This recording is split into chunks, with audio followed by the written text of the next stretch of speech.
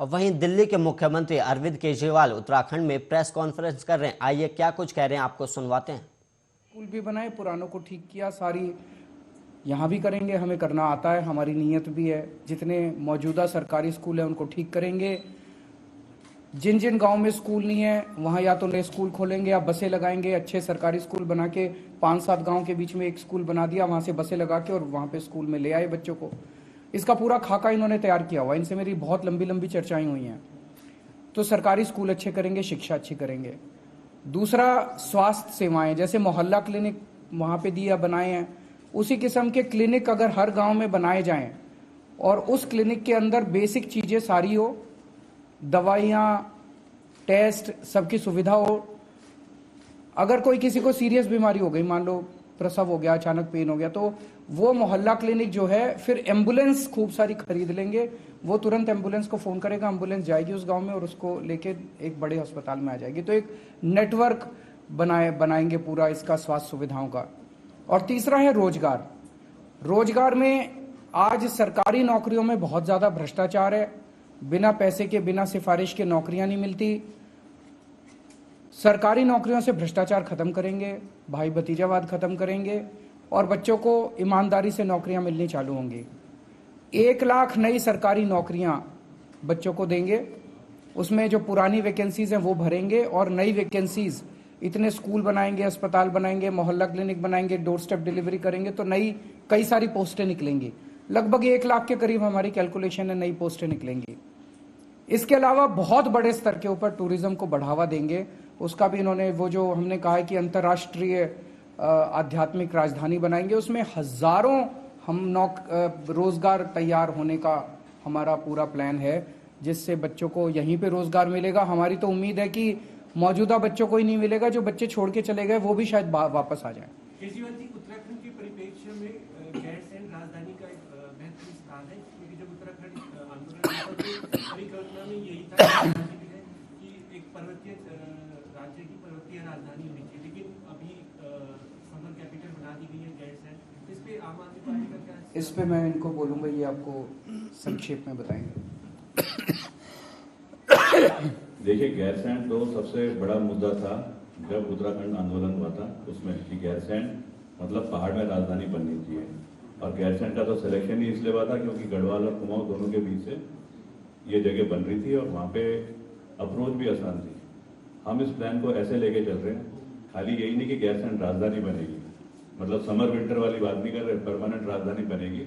लेकिन साथ में हमारे प्लान में ये है कि गैरसैंण और भराड़ीसैंण खाली उस जगह में अगर हम बोले राजधानी बन जाए तो पॉसिबल नहीं है। तो क्या होगा, गैरसैंण और उसके आसपास का 30 किलोमीटर का जो इलाका है उसकी हम मैपिंग कर रहे हैं कि जो सड़कें हैं जहाँ पे कौन सी जमीन ये अपना राजस्व वाली है, कौन सी जमीन फॉरेस्ट लैंड है, कितनी जमीन अवेलेबल है। फिर हम मैपिंग कर रहे हैं कि कौन कौन से डिपार्टमेंट ऊपर जाएंगे। खाली ऐसा नहीं है सचिवालय चले जाएगा, पुलिस हेडक्वार्टर को भी जाना है, हेल्थ वालों को भी जाना है, फॉरेस्ट वालों को भी जाना है, PWD को भी जाना है। इनमें से कौन से वो डिपार्टमेंट हैं जो नजदीक होने चाहिए सचिवालय के, जिनका सबसे ज्यादा मूवमेंट होता है सचिवालय, और उस 30 किलोमीटर के इलाके में ये कहाँ पे डिपार्टमेंट बनेंगे। उसके बाद में आ जाता है फाइनेंशियल इम्प्लीकेशन और फिर आ जाता है प्रायोरिटी वाइज कैसे इनको शिफ्ट करा जाएगा। टेम्परेरी शिफ्टिंग होगी अपने जैसे क्यूबिकल्स होते हैं उसमें, और फिर उसके बाद में परमानेंट कंस्ट्रक्शन होगा। अगर इस तरीके से कोई भी प्लान करे तो मेरे को लगता है गैरसैंण तो एक पहाड़ का सबसे बढ़िया टाउन प्लानिंग के हिसाब से एक मॉडल सामने होकर के आएगा। इस पे हमारी कार्रवाई चल रही है। सर, आपसे क्वेश्चन, कल भारतीय किसान यूनियन के राष्ट्रीय प्रवक्ता है टिकैत जी, उन्होंने कहा कि किसानों को सभा करके क्या वोट उसे दे जो किसानों के हित की बात करें, लेकिन आपकी मैनिफेस्टो में और ना आपने उनका जिक्र किया किसानों के, उनके लिए आप क्या करेंगे? किसानों के जितने भी मुद्दे हैं उन किसानों के साथ बैठ के, ऐसा नहीं कि मैं अभी कुछ ऐलान कर दूं कि हम ये करेंगे और किसानों की सारी समस्याएं सॉल्व हो जाएंगी। जब हमने दिल्ली में सरकार बनाई थी, हमें तो शिक्षा का कुछ पता ही नहीं था, हमें तो अस्पतालों का कुछ पता ही नहीं था, लेकिन उन लोगों के साथ हम बैठे और उनके साथ बैठ के हमने सारे मुद्दे सॉल्व किए। किसानों के साथ बैठ के भी हम सारे मुद्दे सॉल्व करेंगे। किसानों की मांग है कि MSP दी जाए, जैसे सबसे बड़ी मांग है। केंद्र सरकार से उनकी अपेक्षा है कि वो MSP दे। केंद्र सरकार जब तक नहीं देती, हम कोशिश करेंगे कि MSP राज्य सरकार द्वारा दी जा सके। इसका पूरी प्लानिंग चल रही है। और भी उनके जितने, इस बार खाद की बहुत बड़ी प्रॉब्लम हुई थी, खाद लोगों को टाइम पे नहीं मिली थी। तो जितने भी मुद्दे हैं किसानों के साथ बैठेंगे, हमारी नीयत साफ है, तो किसानों के साथ बैठ के उनके सारे मुद्दों पे समाधान करेंगे। सर, आज ऐसा क्या हुआ जो आपको कांग्रेस और बीजेपी पार्टी के सपोर्टरों की जरूरत पड़ गई, क्यों सेंध लगाने की बात की जा रही है? नहीं देखो जी, हमारी तो नई पार्टी है, हमारे पहले सारे कांग्रेस और बीजेपी वाले ही थे। नहीं सुनो सुनो सुनो सुनो, तो सारे वही थे। तो अब जब से हमने प्रचार शुरू किया, इसमें से कई लोग आम आदमी पार्टी की तरफ आ गए। तो अब जितने बचे हैं उनको आज मैं अपील कर रहा हूं, भाई आप भी आ जाओ, पार्टी छोड़ने की जरूरत नहीं है, एक बार वोट दे दो। मैं आपको यकीन दिलाता हूं, एक बार मौका दे दो उत्तराखंड के अंदर, 5 साल के बाद कोई कांग्रेस में नहीं बचेगा और कोई बीजेपी में नहीं बचेगा, अपने आप स्वतः सारे आम आदमी पार्टी की तरफ आ गए। आप यहाँ पे हैं, तो आज ऐसा महसूस क्यों हुआ? नहीं आज नहीं, सीरीज ऑफ पीसीज हैं, एक दिन एक मुद्दा उठाते हैं, एक दिन एक। केजरीवाल जी, आप कहते हैं कि वहां से आपके यहाँ आ रहे हैं, लेकिन आपके यहाँ से छोड़ के भी जा रहे हैं, जो आपके आगे वो छोड़ के जा रहे हैं। वहां से हजारों की तादाद में आ रहे हैं, यहाँ से एक दो कोई छोड़ के गए होंगे। आरोप लग रहा है कि आपका टिकट बेचे जा रहे हैं, इस तरह के आरोप लगाए जा रहे हैं। सबूत दे दो। आरोप एक आपके जो छोड़ के जा रहे हैं वो आरोप लगा रहे हैं। आरोप तो देखो जी कोई भी लगा सकता है, जिसको टिकट, एक मिनट, एक एक करके उनका जवाब छोड़ दूं मैं। सर एक ही सवाल है। हाँ बताओ। जो आपका कुनबा है सर, ये तो बनने से पहले भी फटता चला जा रहा है। आपके प्रदेश उपाध्यक्ष जगमोहन जी हो गए, चाहे संजय भट्ट हो गए, दुनिया भर के लोग हजारों कांग्रेस का इस्तीफा दे दिया।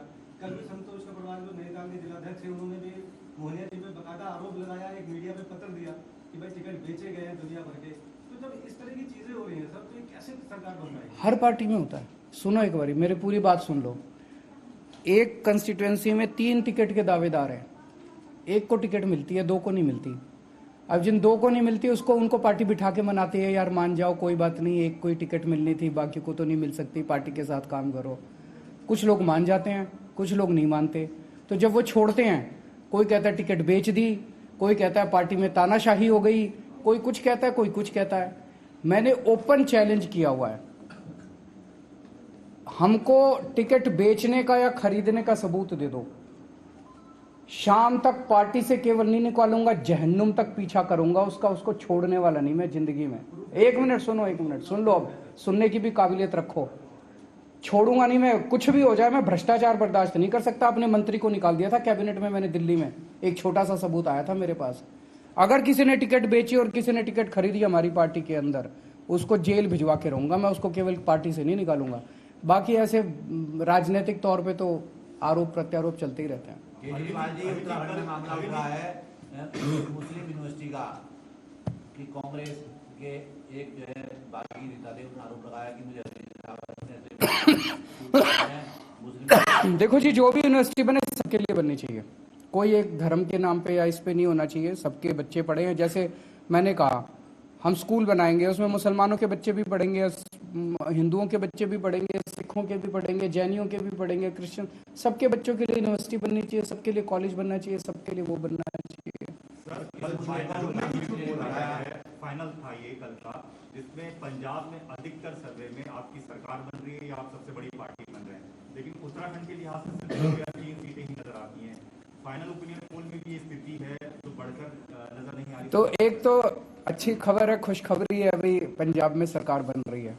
तो मेरी उत्तराखंड की जनता से अपील है कि पंजाब में भी बन रही है, पंजाब के लोग भी भरोसा कर रहे हैं, आप भी बनाओ। लेकिन उत्तराखंड में हमारा ये पहला चुनाव है, पंजाब में ये दूसरा चुनाव है। पंजाब में एक तरह से 3-4 चुनाव के डेटा है। जब भी एक नई पार्टी आती है, उस नई पार्टी के वोट्स का आकलन करना बहुत मुश्किल होता है। मैं दिल्ली का एग्जांपल देता हूं। दिल्ली में जब हम पहली बार 2013 में चुनाव लड़े थे, 8 दिसंबर को चुनाव था। नवंबर के महीने में जो सर्वे आए, वो सर्वे दिखा रहे थे हमारा 6% वोट शेयर है, एक भी सीट नहीं आ रही, सारों की जमानत जब्त हो रही है। ये सर्वे नवंबर के 1 महीना पहले। उसके बाद हमारी सरकार बन गई, 28 सीट आई, 28 सीट के बाद सरकार बन गई। तो जो भी नई पार्टी होता है उसका वोट आंकलन करना बड़ा मुश्किल होता है। यहाँ पे कल कुछ एक